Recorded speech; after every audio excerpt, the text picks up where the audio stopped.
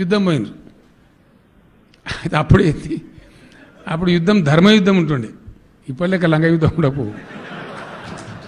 ఈ దొంగసారి దెబ్బలు తీసుడు అంత ఆవుల మాటలు మాట్లాడు, పిచ్చి పిచ్చి మాట్లాడు లేకుండా అప్పుడు ఇంత లంగతన మా ఇప్పుడు వాడు హేట్లర్ అవుతూ ఏనాడు వాడు ఇష్టం వచ్చినట్టు మాట్లాడు. ఎవడో ఏమో వాడిని నెత్తా కత్తా యాడికెళ్ళి వచ్చిండు, ఎవడు వాడు ఏం మాట్లాడతాడు, ఓ అర్థమా తాత్పర్యమా, నువ్వేమైనా మోసినోనివా, తెలంగాణ కోసం ఓ చెమట సుఖపడుతున్నోనివా, ఈ యాడికెళ్ళి వచ్చి ఇక కథకతున్నది ఇదంతా చూస్తాను అనుకో, ప్రజలు అన్ని చూస్తాను, ఎవరెవరి సంగతి ఎంతో అన్ని రేపు వస్తే టైం వస్తుంది. ఇవాళ నేను భారతీయ జనతా పార్టీలో జాయిన్ అయ్యాను. నేను కాషాయ జెండా కింద జాయిన్ అయ్యాను. నేను రేపు నేను పోటీ చేస్తున్న గుర్తు పువ్వు గుర్తు కింద ఉన్నా. ఇవాళ కూడా రాయన్న పిలుతాను, రాని తీసుకొస్తానట మీటింగ్లో, వాళ్ళ మీటింగ్లకి రాయన్న గుర్తు కాదు. నిజమే, ఎందుకంటే 6 సార్లు నా ఎలక్షన్, 2 సార్లు ఎంపీ సపరేట్ ఎలక్షన్స్, 3 సార్లు సర్పంచ్ ఎలక్షన్లు, 3 సార్లు MPTC elections, single window elections, అనేకం కొట్లాడినా. నా గుర్తు నిజంగా ఉండిపోయింది. కానీ ఇవాళ నా గుర్తు పువ్వు గుర్తు అని చెప్పారు చక్కెర ఉన్నది. ఇవాళ నేను మీ అందరికీ వినమ్ర చేసే విజ్ఞప్తి, మనం తప్పు చేయలే, తప్పు వాళ్ళు చేసిండ్రు. మనం వెళ్ళిపోలే, వాళ్ళు ఎల్లగొట్టిండ్రు. ఎల్లగొట్టినందుకు తప్పకుండా ప్రతీకారం తెచ్చుకుంటాం. నేను ఎవరికి ఫోన్ చేస్తున్నాను, ఎమ్మెల్యేలకు ఫోన్ చేస్తాడు, ఎవరికి ఫోన్ చేయమని. ఇవాళ ఎవరెవరైతే నియోజకవర్గానికి వస్తున్నారో మంత్రులుగా, ఎమ్మెల్యేగా వస్తున్నారు, వాళ్ళ చరిత్ర ఏంటో నాకు తెలుసు. వాళ్ళ ఇంట్లో కుటుంబ సభ్యులు కూడా ఎందుకు ప్రయోజనం పడతారు తప్ప నువ్వు గొప్ప పని చేసావు మాత్రం అడగవు.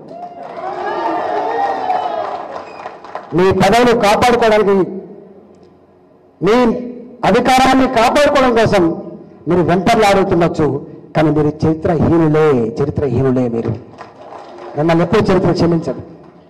ఉరికిరికి పని చేస్తాను. నేను వాళ్ళ పేర్లు చెప్తే ఇప్పుడు బాధపడతాను. నా మీద ఇన్ఛార్జ్ చేసినటువంటి ఇలా వ్యక్తులు ఎవరైతున్నారో, కీలకమైన వ్యక్తులు,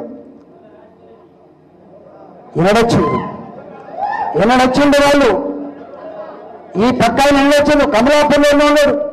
కమలాపూర్ ఉన్నోనికి ఏం మాట్లాడానన్నా, ఆ ప్రజలకు మెదళ్ళేట, ఆ ప్రజలకు బుర్రలేదట. గాయన పైసలు పట్టుకొని తిరుగుతుంది రోజు. ఆయన స్కూల్ ఒకటి ఉన్నది, రోజు బారు లెక్క దర్బార్ లెక్క మారుతాను. బారు దర్బార్ అది. నువ్వు తాళమంచి బిర్యానీ తినబెట్టించి రోజు డబ్బు సంచులు పట్టుకొని కార్యకర్త తిరుగుతున్నారు. నీ భర్తం పడతా నువ్వు అనుకుంటున్నావు నీ నర్సంపేటలో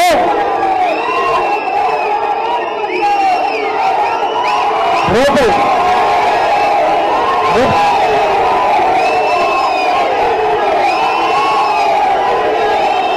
మీరు ఏం మాట్లాడుతున్నారో, మీరు ఏం చేస్తున్నారో, మీరు మా కార్యకర్తలు ఎట్లా వెంటబడుతున్నారో, మీరు అధికార దుర్వినియోగం ఎట్లా పాల్పడుతున్నారో, ఎంతమందిని మారుతారు. పోలీస్ స్టేషన్లో కానిస్టేబుల్ నుంచి సేవగా మారుస్తావు, ఏసీలాగా మారుస్తావు, అటెండర్ నుంచి ఎంఆర్ఓగా మారుస్తావా, అటెండర్ నుంచి ఎంపీడీఓగా మారుస్తావా, మన కమలాపూర్లో మార్చిన సీఐని వారవేలకు మళ్ళీ మారుస్తావా? ఒక్కడి మాత్రం సత్యం, వాళ్ళకు కూడా ఉన్నది ఈ ప్రభుత్వం ఓడిపోవాలని.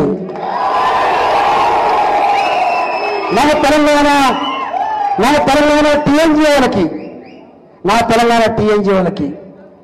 తెలంగాణ పోలీసులకి, నా తెలంగాణ టీచర్లకి, నా తెలంగాణ విఆర్ఓలకి, బంధపడ్డ నా తెలంగాణ ఫీల్డ్ అసిస్టెంట్లకి ఇవాళ ఒక్క మాట చెప్పాలంటే, జ్ఞానమన్న ప్రతి వ్యక్తి, చైతన్యమన్న ప్రతి వ్యక్తి ఇది అరిష్టం అంటున్నారు. ఇది అరిష్టం అంటున్నారు. ఇది కొనసాగడానికి వీళ్ళే అంటున్నారు. తప్పకుండా ఇవాళ వాళ్ళు మీకు అధికారం ఉందని మీ దబాయింపులకి, మీ సస్పెన్షన్లకి, మీ ట్రాన్స్ఫర్లకి వాళ్ళు కొంత భయపడుతుండొచ్చు. కానీ వాళ్ళు అంతరాత్మ మాత్రం ఆత్మగౌరవం వైపే ఉంటుంది. ఇలా ఆర్టీసీ కార్మికులు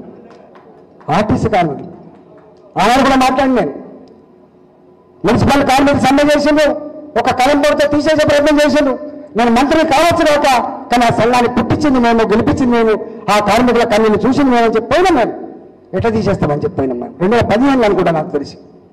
ఆర్టీసీ కార్మికులు నిలబడినా సమ్మెలు సంఘాలు ఉంటాయి, అవి 100ల సంవత్సరాల క్రితం పుట్టినాయి, ఉంటాయి, రేపు కూడా ఉంటాయి అని చెప్పినాం.